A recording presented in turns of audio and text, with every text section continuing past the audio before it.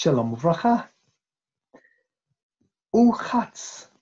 The second thing we do in the Seder is we wash our hands without a bracha before we're going to dip the karpas. What's this ורחצ business?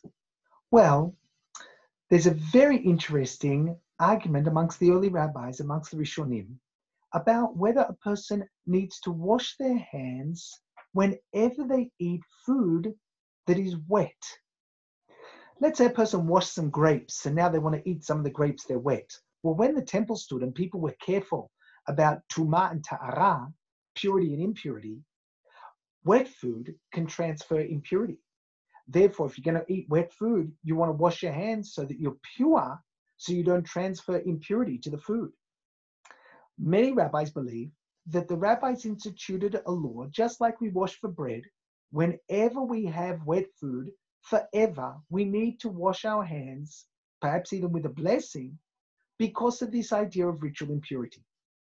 On the other hand, Tosfot is of the opinion that nowadays that we don't actually are concerned about ritual impurity or impurity in relation to food, and we all eat food that's ritually impure, you don't need to wash your hands when you're eating wet food. This is an argument that comes out in halacha. But on Seder night, it's very interesting, because even though during most of the year, most people are not careful to wash their hands before eating wet food, on Seder night, we all do it. Kadesh ורחצ, we all wash our hands. The Taz, on his commentary on the Shulchan Aruch in the 1600s, says, Ma nishtana halayla hazeh. He says, this is open rebuke. Just like you do it on Seder night, you should do it all year long. And truly, many Sfardim and also other Jews who are very careful follow the opinion of the Mishnah Berurah and others, the plain reading of the Shulchan Aruch, that just like on Seder night, before we eat the dipped vegetables of karpas, so too all year long, when we're going to have food that's been wet, whilst it's still wet, we need to wash our hands without a bracha. However, other rabbis say that we're not careful about this law. So why do we do it on Seder night? Ma nishtana. We do it on Seder night to make a difference so the children will ask. It's one of the strange things we do on Seder night, to arouse the children to ask their questions.